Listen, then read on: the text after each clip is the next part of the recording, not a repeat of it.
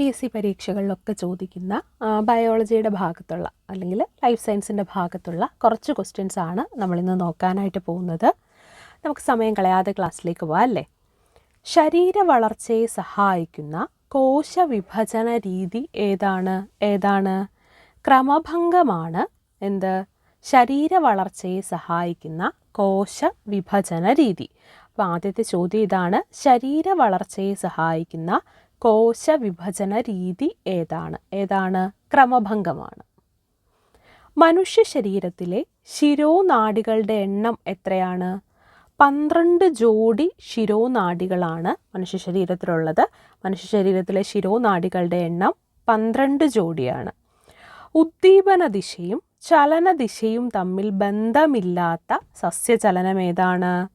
നാസ്റ്റിക് ചലനമാണ്. ഉദ്ദീപന ദിശയും ചലന ദിശയും തമ്മിൽ ബന്ധമില്ലാത്ത സസ്യചലനം.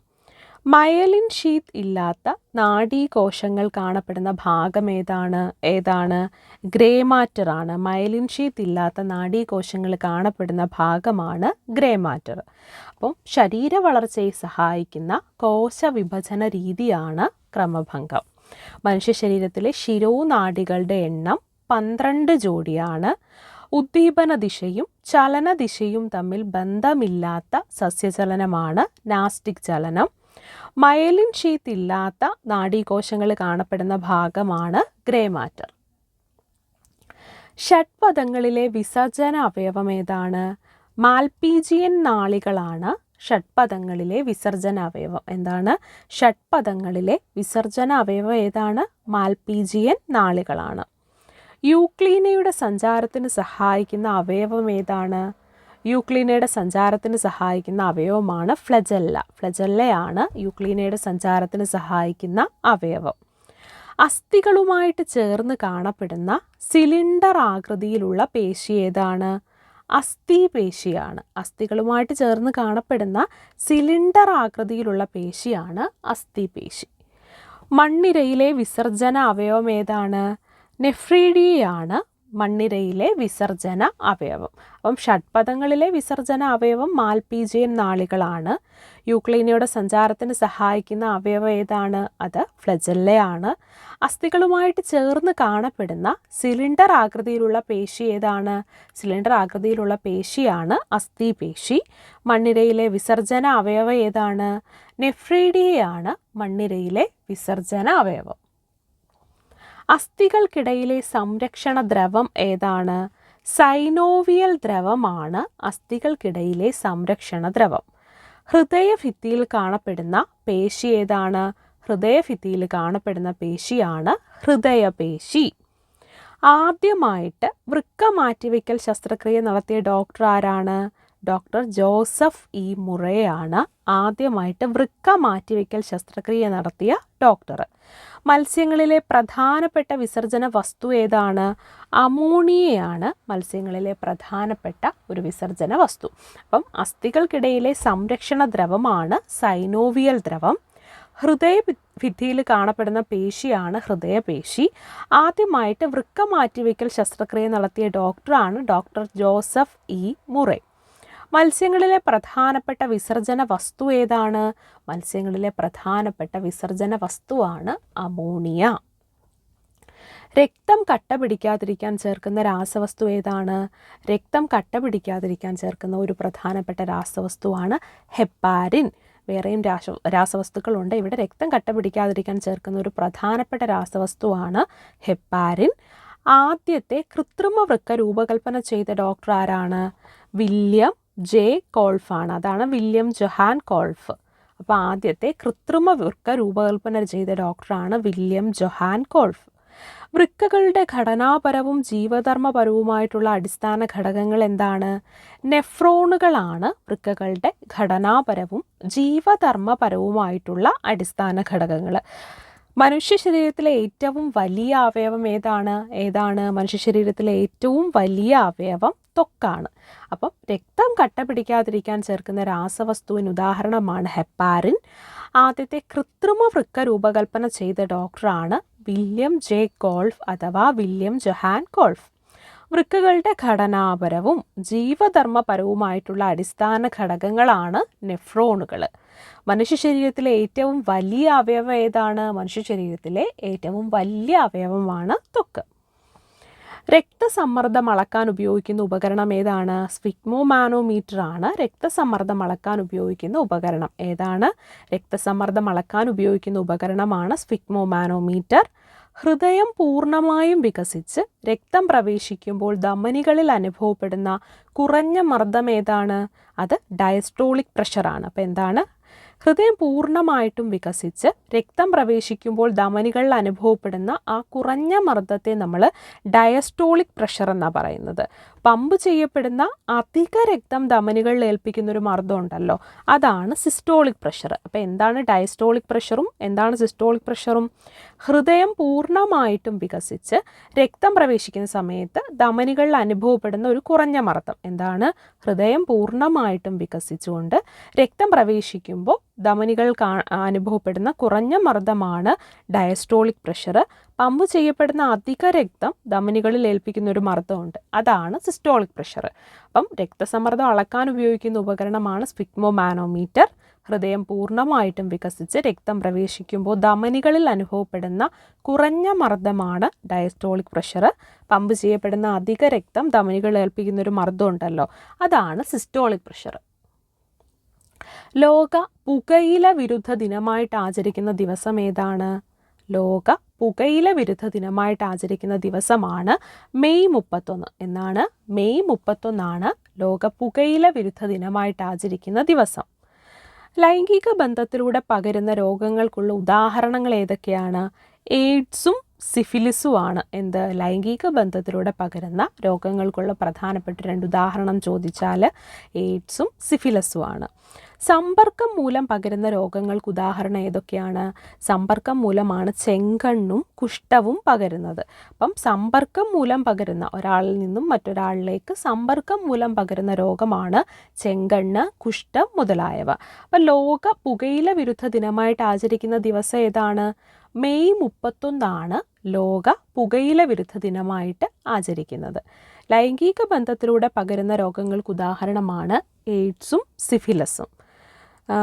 സമ്പർക്കം മൂലം പകരുന്ന രോഗങ്ങൾക്കുള്ള ഉദാഹരണം ചോദിച്ചാൽ അത് ചെങ്കണ്ണും കുഷ്ഠവുമാണ്. കൊതുക് പരത്തുന്ന പകർച്ചവ്യാധികൾ ഏതെല്ലാം? ഇവിടെ ഒരു കാര്യം ശ്രദ്ധിക്കേണ്ടതായിട്ടുണ്ട്. നമ്മൾ ഈ ഒരു ബയോളജിയുടെ ഭാഗത്തു നിന്ന് ക്വസ്റ്റ്യൻസ് വരുമ്പോൾ മിക്ക പരീക്ഷയിലും നമ്മൾ കണ്ടിട്ടുള്ളതാണല്ലേ, വായുവിലൂടെ പകരുന്ന രോഗങ്ങൾ അല്ലെങ്കിൽ വൈറസ് പരത്തുന്ന രോഗങ്ങൾ ഏതൊക്കെയാണ്, കൊതുക് പരത്തുന്ന രോഗങ്ങൾ ഈ ചുവടെ തന്നിട്ടുള്ളവയിൽ ഏതൊക്കെയാണ്? നമുക്കൊന്ന് ചെറുതായിട്ട് മാറിപ്പോകാനുള്ളൊരു ചാൻസ് ഉള്ളതുകൊണ്ട് ജസ്റ്റ് നിങ്ങൾക്ക് അറിയാം, എങ്കിലും ഒരു റിവിഷൻ പോലെ പറയുന്നു എന്ന് കണ്ടാൽ മതി. കൊതുക് പരത്തുന്ന പകർച്ചവ്യാധികളാണ് മന്ത്, ഡെങ്കിപ്പനി, മലേറിയ, ചിക്കൻ ഗുനിയ, ജപ്പാൻ ജ്വരം. ഇതൊക്കെ എന്താണ്? കൊതുക് പരത്തുന്ന പകർച്ചവ്യാധികളാണ്. അപ്പോൾ കൊതുക് വഴി ഉണ്ടാകുന്ന പകർച്ചവ്യാധികൾ ഏതൊക്കെയാണ്? മന്ത്, ഡെങ്കിപ്പനി, മലേറിയ, ചിക്കൻ ഗുനിയ, ജപ്പാൻ ജ്വരം. ഇതെല്ലാം എന്താണ്? കൊതുക് പരത്തുന്ന പകർച്ചവ്യാധികളാണ്. ഈച്ച പരത്തുന്ന രോഗങ്ങളോ? നമ്മുടെ ഭക്ഷണത്തിലൊക്കെ ഈച്ച വന്നിരിക്കുന്ന സമയങ്ങളിൽ നമ്മൾ ചെറുതും ആയിരിക്കുന്ന സമയം തൊട്ട് കേൾക്കുന്നതാണ് കോളറ, വയറിളക്കം. ഇതൊക്കെ എന്താ? ഈച്ച പരത്തുന്ന രോഗങ്ങൾക്ക് ഉദാഹരണമാണ്. ഈച്ച പരത്തുന്ന രോഗങ്ങൾക്ക് ഉദാഹരണമാണ് ഏതൊക്കെ? കോളറയും വയറിളക്കവും. വെള്ളം, ആഹാരം എന്നിവയിലൂടെ പകരുന്ന രോഗങ്ങൾ ഏതൊക്കെയാണ്? ഇതിൻ്റെ രോഗകാരി എന്താണ് എന്നല്ല, പകരുന്നതാ, അതാണ് നമ്മളിവിടെ പറയുന്നത്. വെള്ളം, ആഹാരം എന്നിവയിലൂടെ പകരുന്ന രോഗമാണ് എലിപ്പനി, ടൈഫോയിഡ്, കോളറ, മഞ്ഞപ്പിത്തം. വെള്ളം, ആഹാരം എന്നിവയിലൂടെ പകരുന്ന രോഗങ്ങൾക്ക് ഉദാഹരണമാണ് എലിപ്പനി, ടൈഫോയിഡ്, കോളറ, മഞ്ഞപ്പിത്തം.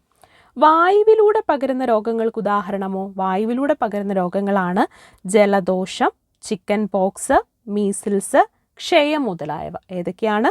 ജലദോഷം, ചിക്കൻ പോക്സ്, മീസിൽസ്, ക്ഷയം മുതലായവ. ഈ ഒരു ഭാഗം നമുക്കൊന്നുകൂടി പറഞ്ഞേ പറ്റൂ. കാരണം എന്താണ്? അത്ര ഇമ്പോർട്ടൻ്റ് ആണ്. ഒന്നുമില്ല, ഇത് മാത്രമാണ് ചോദിച്ചിട്ടുള്ളത്.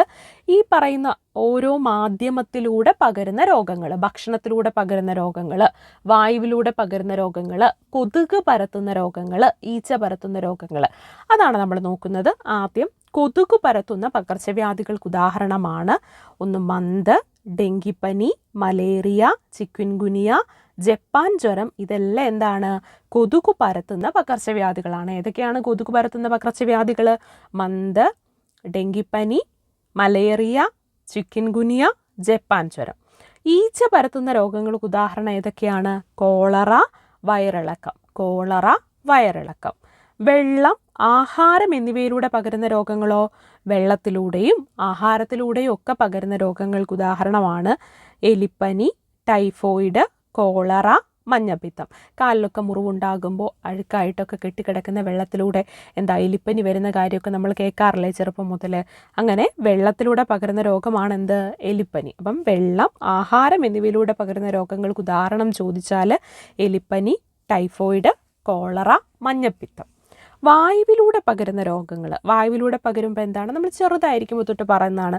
നിങ്ങൾ തുമ്മുകയോ ചുമയ്ക്കുകയോ ഒക്കെ ചെയ്യുമ്പോൾ വായ പൊത്തി ചുമയ്ക്കുക, വായു പൊത്തി തുമ്മുക എന്നൊക്കെ. അത്തരത്തിൽ വായുവിലൂടെ പകരുന്ന രോഗങ്ങൾക്ക് ഉദാഹരണമാണ് ജലദോഷം, ചിക്കൻ പോക്സ്, മീസിൽസ്, ക്ഷയം മുതലായവ. അപ്പം അത്രയും കാര്യങ്ങൾ ക്ലിയർ ആയോ? പകർച്ചവ്യാധികൾ പകരാനുള്ള പ്രധാനപ്പെട്ട കാരണങ്ങൾ എന്തൊക്കെയാണ്? ചോദ്യം ചുമ്മാ ഒന്ന് ഉൾപ്പെടുത്തിയെന്നേ ഉള്ളൂ.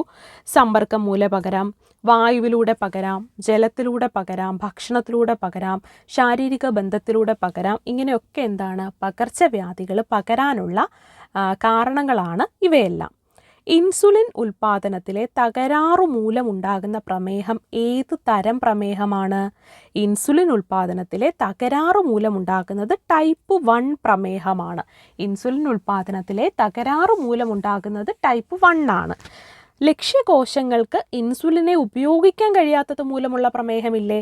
അത്തരത്തിൽ ലക്ഷ്യകോശങ്ങൾക്ക് ഇൻസുലിനെ ഉപയോഗിക്കാൻ സാധിക്കാത്തത് വഴി ഉണ്ടാകുന്ന പ്രമേഹമാണ് ടൈപ്പ് 2 പ്രമേഹം. എന്താണ്? ടൈപ്പ് 2 പ്രമേഹം. പുരുഷന്മാരെ അപേക്ഷിച്ച് സ്ത്രീകൾക്ക് ഹൃദ്രോഗ സാധ്യത കുറവാക്കാൻ സഹായിക്കുന്ന ഹോർമോൺ ഏതാ? പുരുഷന്മാരെ അപേക്ഷിച്ച് നോക്കുമ്പോൾ സ്ത്രീകൾക്ക് ഹൃദ്രോഗ സാധ്യത കുറവാക്കാൻ സഹായിക്കുന്ന ഹോർമോണാണ് ഈസ്ട്രജൻ. ഏതാണ്?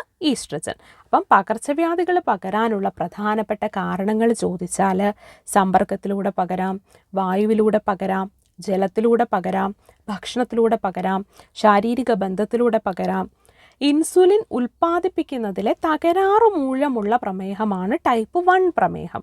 ലക്ഷ്യകോശങ്ങൾക്ക് ഇൻസുലിനെ ഉപയോഗിക്കാൻ കഴിയാത്തത് മൂലം ഉണ്ടാകുന്ന പ്രമേഹമോ? അത്തരത്തിലുണ്ടാകുന്ന പ്രമേഹമാണ് ടൈപ്പ് 2 പ്രമേഹം. പുരുഷന്മാരെ അപേക്ഷിച്ച് സ്ത്രീകൾക്ക് ഹൃദ്രോഗ സാധ്യത കുറവാകാനായിട്ട് സഹായിക്കുന്ന ഹോർമോൺ ഏതാണ്? പൊതുവെ നമ്മൾ പറഞ്ഞു കേട്ടിട്ടുള്ളതാണ് പുരുഷന്മാരെ അപേക്ഷിച്ച് സ്ത്രീകൾക്ക് ഹൃദ്രോഗ സാധ്യത കുറവാണെന്ന്. അങ്ങനെ കുറവാകാനായിട്ട് സഹായിക്കുന്ന ഹോർമോൺ ഏതാണെന്ന് ചോദിച്ചാൽ അത് ഈസ്ട്രജനാണ്. നമ്മൾ ബയോളജിയുടെ ഭാഗത്ത് നിന്നും ഇന്ന് ഇത്രയും ക്വസ്റ്റ്യൻസ് ആണ് നോക്കുന്നത്. വളരെ എളുപ്പമുള്ള ക്വസ്റ്റ്യൻസാണ്. ഒരു റിവിഷൻ പോലൊന്ന് കണ്ടാൽ മാത്രം മതി. ബയോളജിയുടെയൊക്കെ ഭാഗം എന്താണ്? നമ്മൾ കാണാതെ പഠിക്കുന്നതിനൊക്കെ അപ്പുറത്ത് ജസ്റ്റ് പരമാവധി ക്വസ്റ്റ്യൻസ് വായിച്ചിട്ട് റിവിഷൻ ചെയ്ത് വിടുമ്പോൾ നമുക്ക് കുറച്ചുകൂടി വേഗത്തിൽ ഉത്തരങ്ങൾ ചെയ്യാനായിട്ട് പറ്റും. അപ്പോൾ കൂടുതൽ ഇൻഫോർമേറ്റീവായിട്ടുള്ള കാര്യങ്ങളുമായിട്ട് അടുത്ത ക്ലാസ്സിൽ കാണാം.